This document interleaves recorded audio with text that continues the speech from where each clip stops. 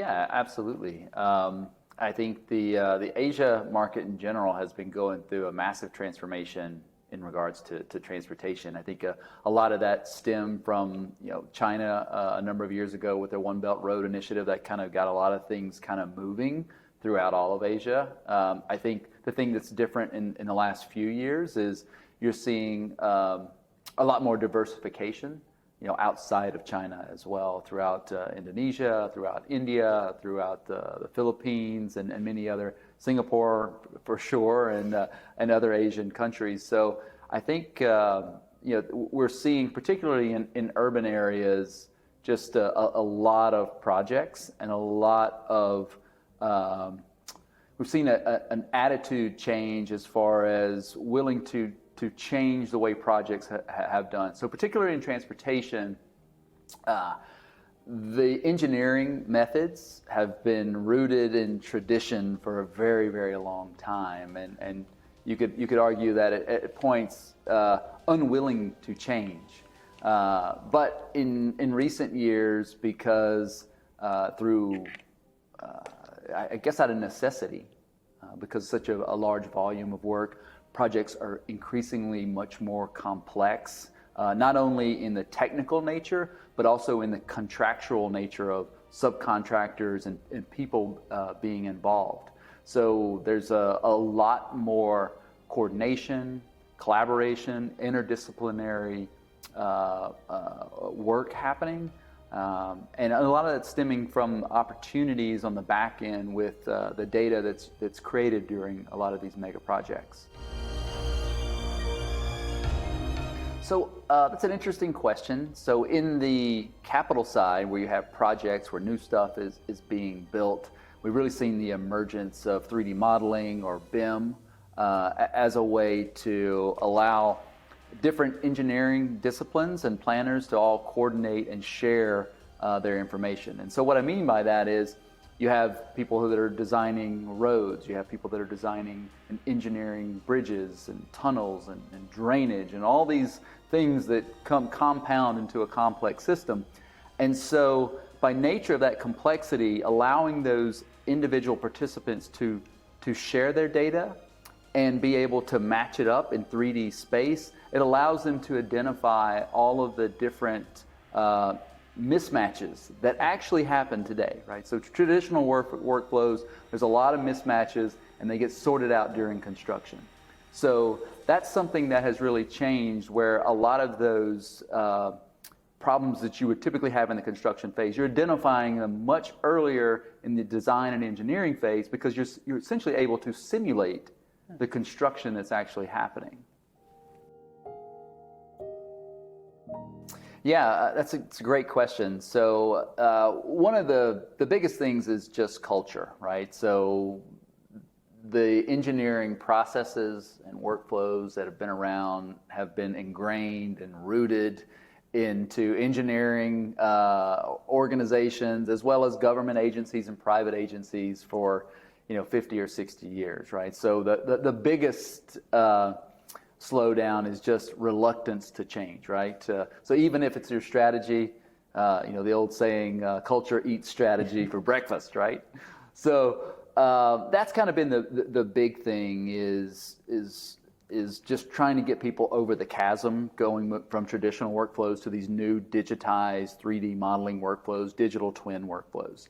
And so some of the things that we've been working on this year within our infrastructure cloud is helping kind of bridge that gap, right? So allowing them to do all these newer modern things, but giving them a crutch, so to speak, that still gives them something familiar. So that way, culturally, you can bite it off one piece at a time. So for a perfect example, when you do an engineering project or a construction project, there's a lot of there's engineering, but then there's a lot of stakeholders, and a lot of stakeholders. There's public involvement, and the level of understanding sometimes at the engineering level between what the general public understands. There's a gap, right? There's a discipline gap. There's an intellect gap. So all of these other groups were kind of rooted in those old workflows. So changing the engineering, that's okay, right? You can do that, and they've been able to do that for quite a while now. Getting the rest of the world to change with you, very hard. So that's what we've been working on, is a lot of tools that actually help them communicate more effectively to those other organizations and essentially allow them to achieve both outcomes. You have one foot in traditional workflows while your organization is able to move forward. So being able to cross the chasm or balance the two different cultures. They really become important just about in every workflow, to be brutally honest. I think the earlier on, the less equity you have in data, and the further you go on, particularly in projects, in construction projects, the further it goes, the more data you accumulate. So it becomes very important to be able to not only just accumulate it, but actually be able to turn it into something actionable and intelligent. The state of the industry is, there's a lot of data, but probably a lack of intelligence about that information. There are a lot of information silos that exist within construction. And I don't think that's intentional, it's just the nature of it. There's so many participants involved, and there are lots of different silos. You have engineering companies, and they have subcontractors. You have construction contractors, and they have contractors.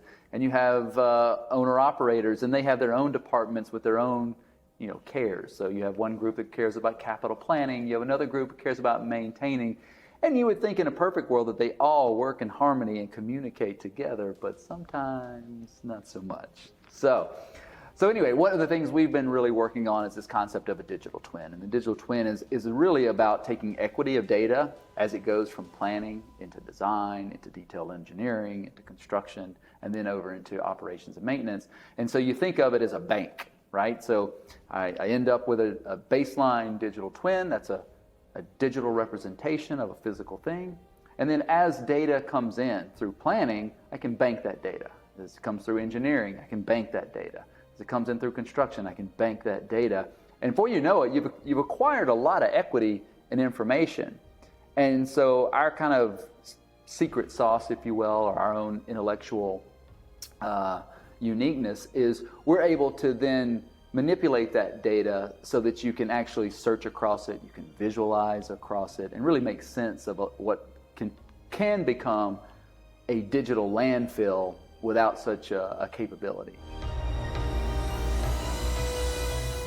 Yeah, I think as a society, we're just kind of scratching the surface of what's possible with AI. I think there are some very practical things that are right in front of our face that we're working on now, and we've been working on AI solutions for probably 8 years now in different capacities. Now, AI right at the moment is part of the hype cycle, and with ChatGPT and large language models, everybody's talking about it.